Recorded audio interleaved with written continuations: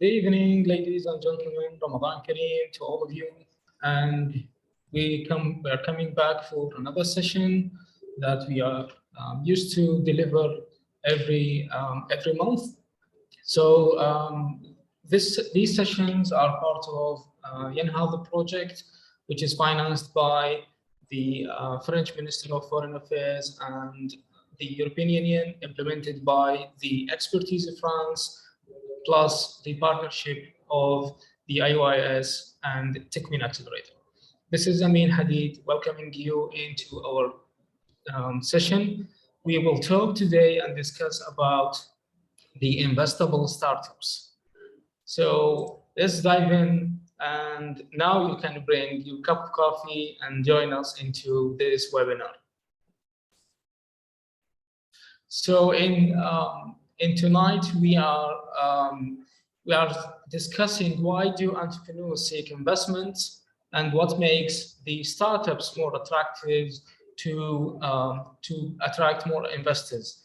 Plus, what is the main factors of an investable startup, and what can you do as an entrepreneur to plan for attracting more investors? Stay tuned. So let's talk about why entrepreneurs seek investments. So there are top 3 reasons why do entrepreneurs seek investments, and investments in particular. We are not talking here about grants. We are not talking about loans and other form of funding. So number 1 reason is risk sharing with other people. That's why you can share the reward and also share part of the risk with other people who are more experienced than you are. They have paved the way before you go into the same way over and over. Number 2 is funding the growth, and why entrepreneurs, they are very, they need the capital to fund the growth.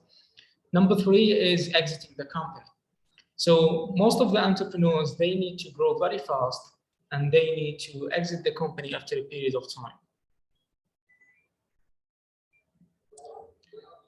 Okay, so let's dive into those 3 things one by one.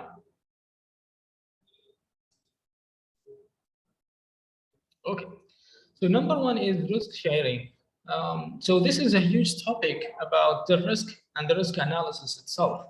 So every business and every startup, it has huge risks that they are dealing with every day. So these could be operational, it could be environmental, and it could be daily risks that you are facing into your operations. So you need people that they are giving you the money, they believe in you, in your purpose, and of course they are seeing you as a big reward. So what we can share here to the investor is we are dealing with risks, but these risks are calculated, these risks are well dealt with, and also we are giving part of our business to them, because after all, they are taking the risk, and they are seeing us after 3 to 7 years, they need to get back their money, and they need a big reward. So usually what they are seeing us, they see us as a risk also, but on the other side, we are making ourselves as prizes, are the gifts, because we are giving percentage of our company to the investors. This is how we can make mutual benefit between us and between the investors. So number 2 is funding the growth. And this is a mutual interest between us and between most of the entrepreneurs and between the investors. Why? Because the investors are also want to fund your growth. They expect you to grow in order for them to give you the money, the capital, and the expertise, because this is the area where they are interested in the business. And we will discover in a few slides why they are focusing on growth. Number two is you want more market share. So you are, let's say, you are starting your startup and you are seeing your business controlling over $5-10 million from 2 years from now. So this is what you need. Now you are owning, let's say, $100,000 or $50,000. So that's why when you need the capital to fuel the business in order to accelerate your growth, to obtain a bigger market share.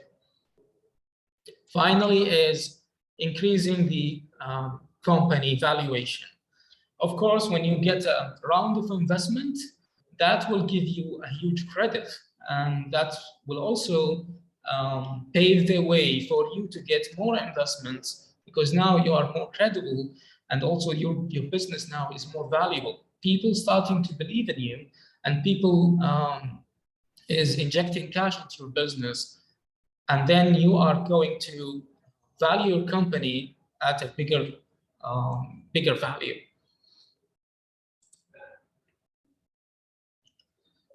So why do entrepreneurs seek investments?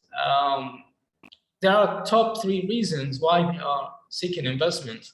So number one is they are, now we are talking about exiting the company. So they are thinking of exiting the company as a reason, and should be a reason for most of the entrepreneurs when they are seeking investments. That is the difference between an investable startup and a private company. So usually a private company, that is, you own most of the shares, you have the control, or you plus your co-founders control the business, and you are not willing to give away any equity for other investors.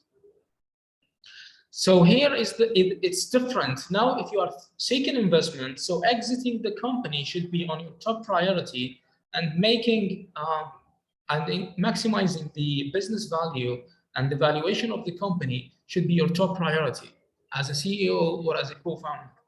Why? Because now you may be at a point after 5 to 7 years or 5 to 10 years from the business, you are feeling now, I need to cash in, I need to sell the business in order to pay my investors, because they have invested in my business. That's why they have fueled my growth, because they expect me to sell the business.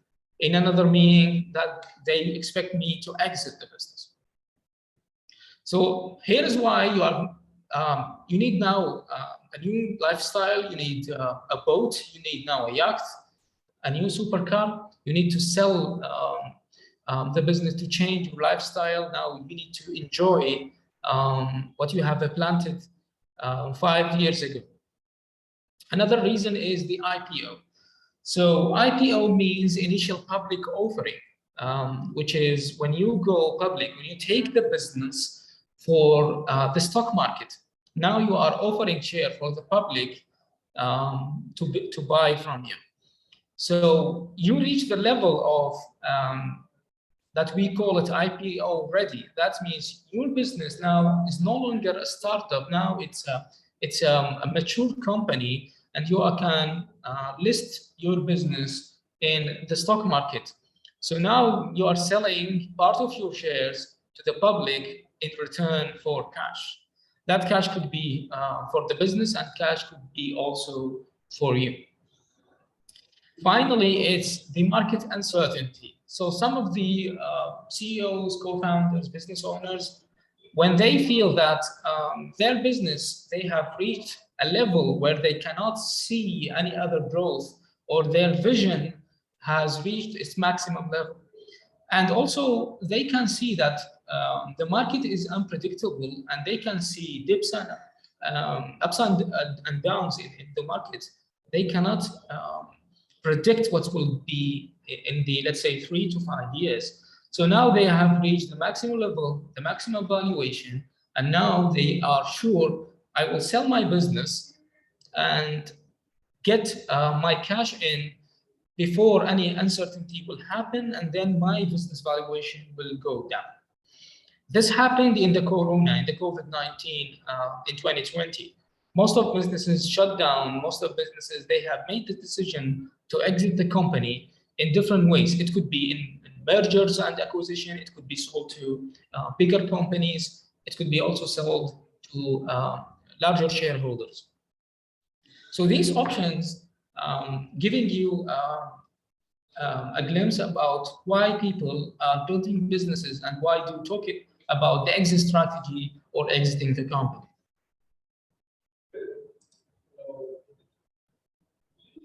So here, let's talk about what makes your startup more attractive to investors. So the first and foremost, it is the scalable and innovative business model. So this is a very important topic to talk about because most of the businesses, they rush into reaching to building their strategy. They talk about planning and different stuff, and they forget about making it right, making the first product and sell that first product. And this product can be produced and it can have lots of potential to grow in a very short period of time. That is the term of scalable business model. You have a new methodology to produce and sell a product that is in need in the marketplace. So usually the investors are looking for tech-based or tech-enabled startups. This is a very important topic. Why do investors invest mainly in tech? Because it has high scalability among all of the startups. Because if they can put $1 in your startup, they can think and expect to receive $10 in a matter of 3 to 5 years. They see that because they are their money will double or triple or sometimes quadruple because your startup is scalable. Number two, they are thinking about having your business has a unique selling proposition, or of course you are reaching product market fit. So product market fit, it's a term that means you're producing something that is so unique when you can see customers line up in front of your store or line up in front of your shop in order to buy from you. This is a great example. If you can see Apple stores, when a new iPhone released, most people who are very addicted to have iPhones, you can see they are lining up in days just to receive the iPhone. That is what we call it product market fit. This is very important to have and to consider inside your business before you are going to seek investment. Number two is big market size. Investors see your startup playing in a bigger market, and that could be not only locally, it could be regionally and globally, because they want you to grow very fast, and they want you to capture the bigger market share as possible in order for you and for them to get the maximum piece of the pie. Here they can see on the other side, they will see your team. You should have a great team of diverse and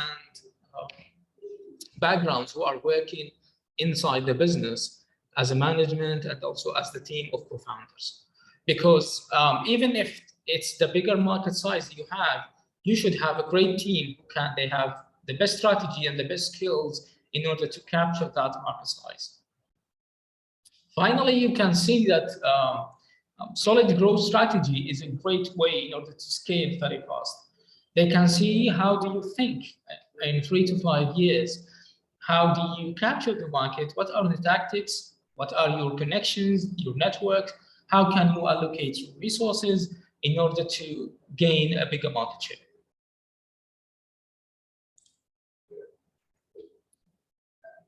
And also we will share the financial part, and because this is what investors seek, and they need to see that if they are putting money, they need lots of returns. They need high returns, or what we call it high return on investments. They can see that they can predict that from your financial management. They can see your financial reports. How do you manage your cash flow, and how can you pay them in the future? They will take a deep and a close look on your customer lifetime value. Are you making enough cash, which should be greater than your customer acquisition cost? This is a great factor that they can gauge your startup and if it is attractive to them or not. It should be at least, the customer lifetime value should be at least 3 times customer acquisition cost. They will take a look at your traction, and by traction, they need to see your previous, let's say, progress and performance. They want to see your milestones and, of course, your future forecasts. How did you do in the past, and what can you do with their money in the future? And of course, they will take a look about your achievements. What are the main achievements that you have done? How many investments have you received so far? Did you put your own money, and did you believe yourself in the business? Have you received any rewards, any awards from other competition, startup competition, or any other festivals that you might join in the past?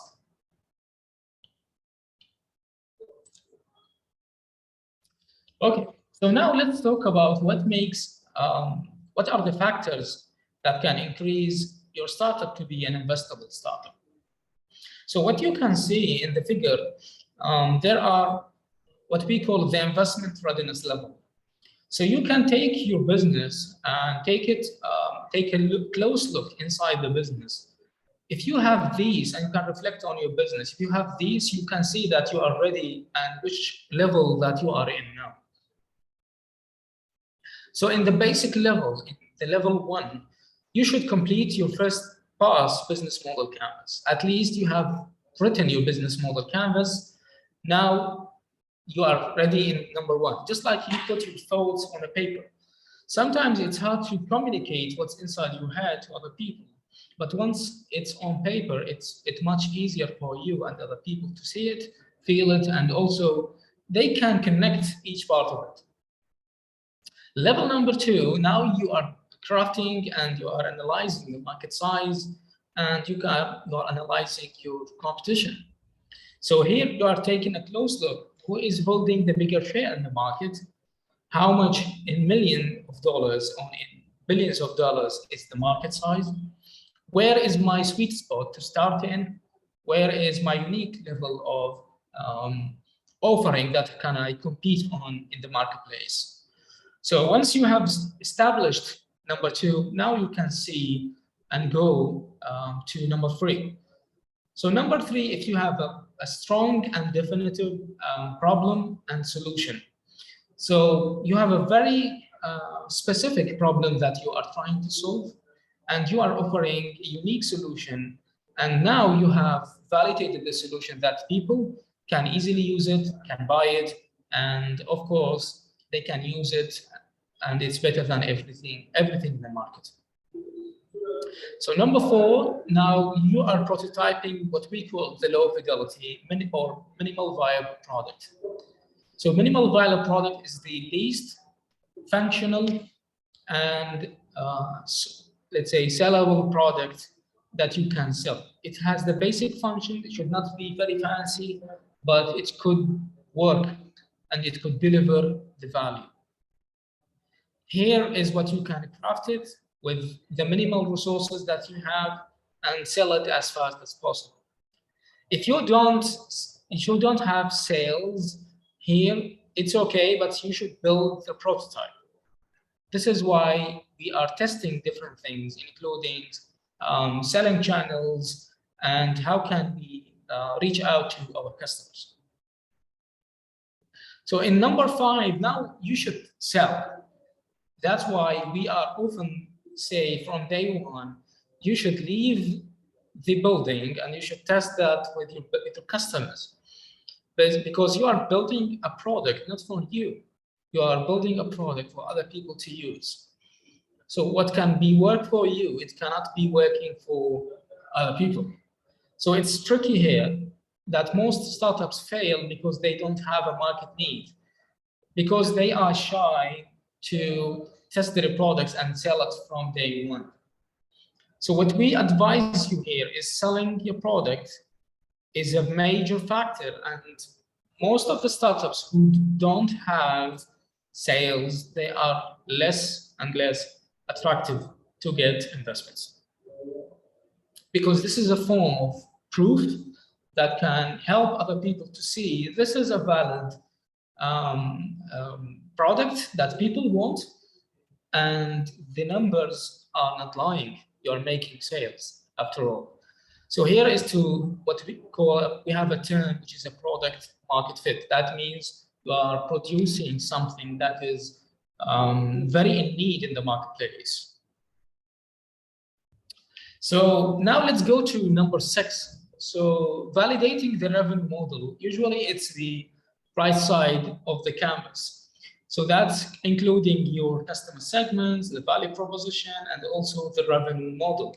So what kind of thing that you are making your product valuable? Why do people put the money, and how do you cash in for selling or renting or any form of offering your product? So some businesses, they use different ways of revenue models.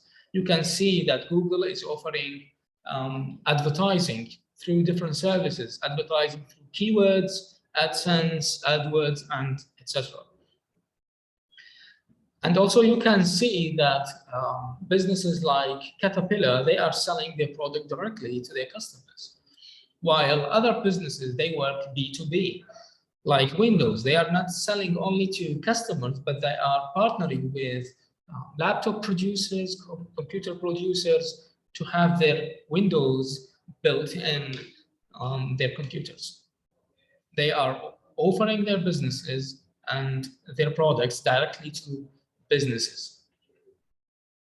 Okay, number 7, here you have the prototype high fidelity, which is now you are level up the production of your product. Now you can see why people are buying from you. You have collected enough data from your customers, and you know the exact features and the exact benefit of your product. So now you are entering to producing more, the actual product, the let's say the final version of the product. And not to forget, innovation here is a continuous journey. It's going to be along your journey while you are running your startup. Once you stop innovation, you will be out of the business, because somebody else will have the passion that you had, and he will do, or she will do, another product that will compete or can be a huge risk for you. So in the investment readiness number 8, we are now validating the left side of the canvas, which is the value delivery and validation of the value delivery. So now you are taking the management stuff. How can you manage and run your operations? How do you do partnerships? How can you reduce your costs? This is what you are thinking about, optimization, and how can you deliver your products efficiently and more profitably. So the final thing, which is the investment readiness level number 9. Now you are controlling the business. You are building the system. So you have numbers, you have gauges, and you have all of the metrics that you should be washed over when you are running the business. So here you are talking about return on investment. Here we are talking about customer acquisition cost, the revenue, the cash that you have, and the monthly cash flow, and so on. So you put these metrics and you can gauge any business about these things. So usually investors, they will ask you about the metrics that you have, because now you can see and you can tell if you have validated everything, now you are profitable.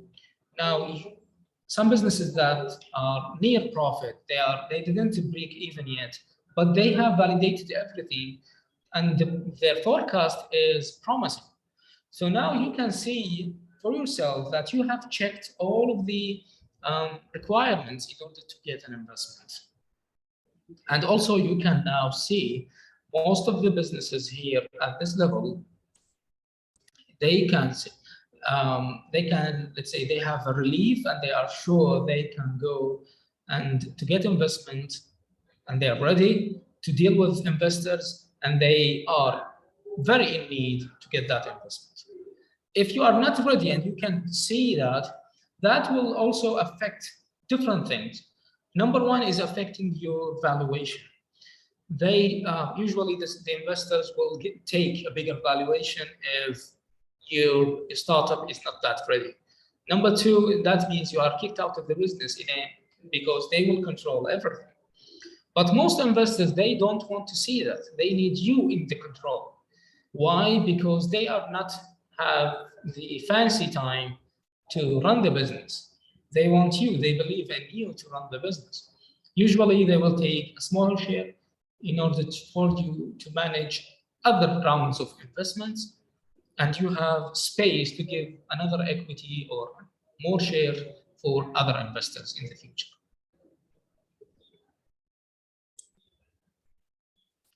So now let's talk about the final slide, talk about the entrepreneur's plan for attracting investors. So every entrepreneur, they are planning for, they are building a strong business plan. They are starting to initiate the process of writing the business plan from early days, because they are thinking ahead. They need to anticipate if they are dealing with investors in the future. Everything is written, everything is documented, and it should be documented from day one, because business plan is not something that should be fixed. It should be dynamic. It could be changed along the way, because you can find along your journey that these comes in something that can be changed. Here are things that can be revised and so on. Number two, developing a forecast model. This is so important because they want to see your vision.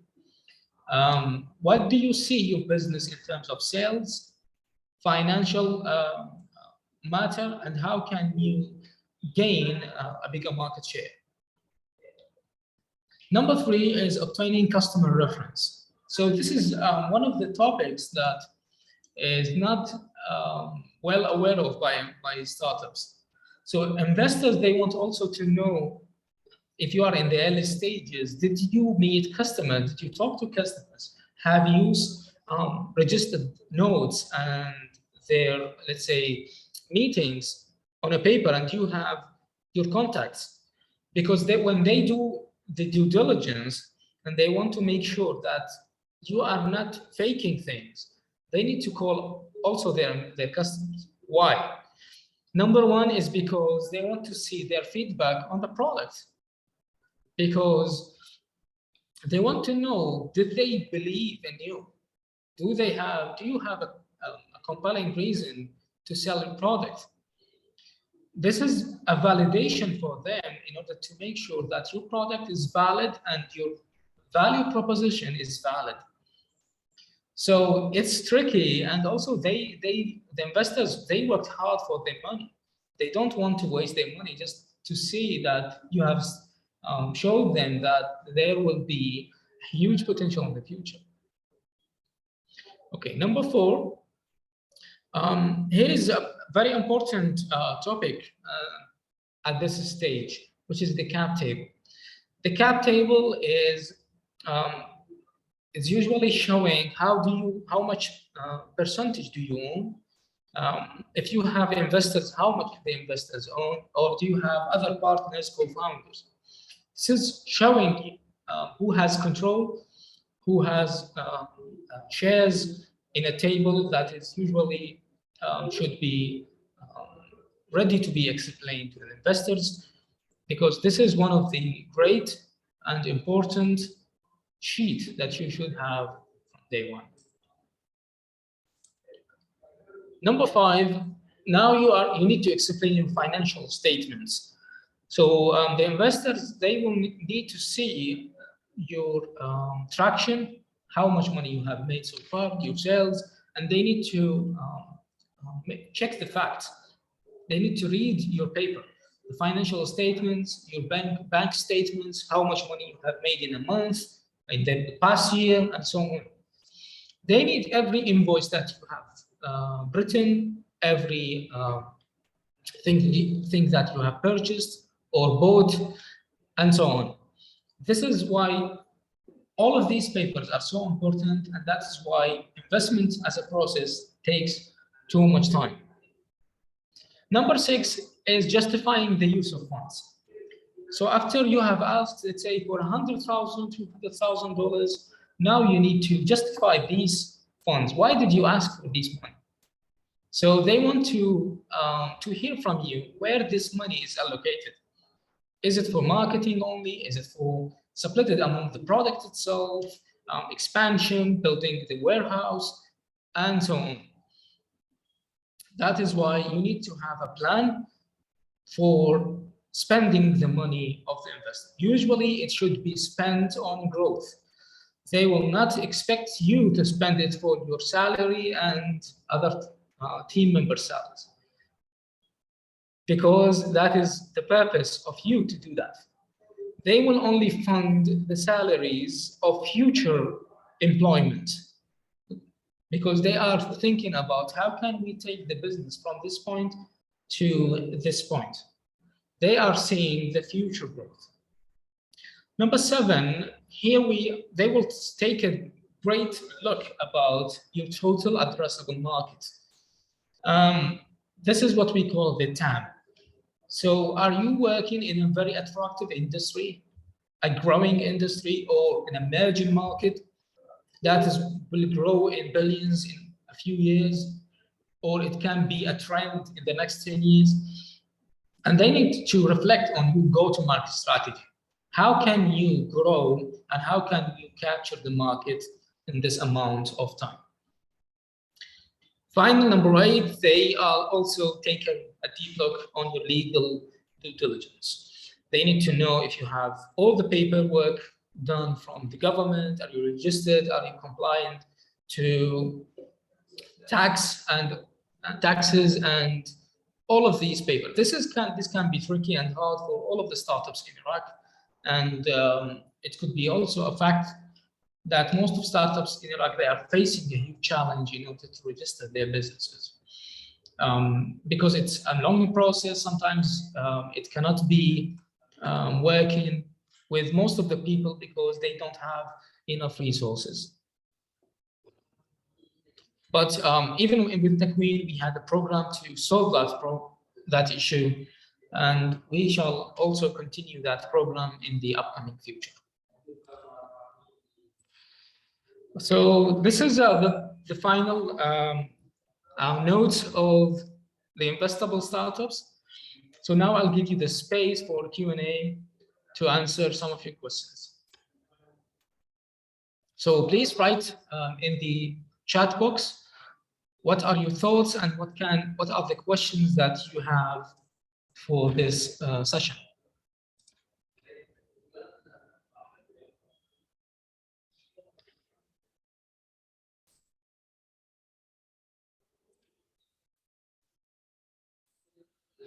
Again, if you have questions, write that into the chat box so that we have a couple of minutes to answer your questions.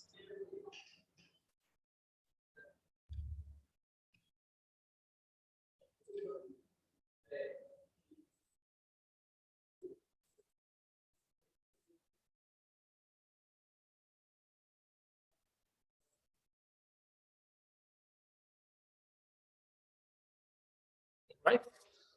We don't have any questions.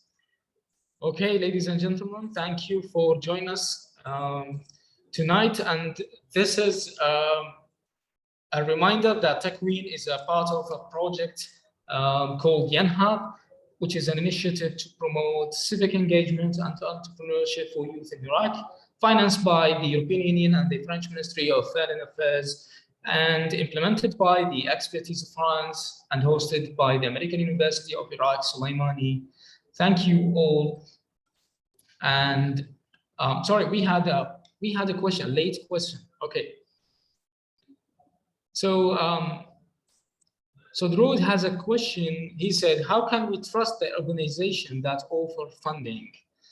Okay, so for if I understood your question well, so trusting organizations, they usually the investor, they are trusted, because they are registered as investors in the government. Usually angel investors, they should have at least $1 million of net worth, or they are having $200,000 in revenue. That should be legal and registered with the government. So they are trusted.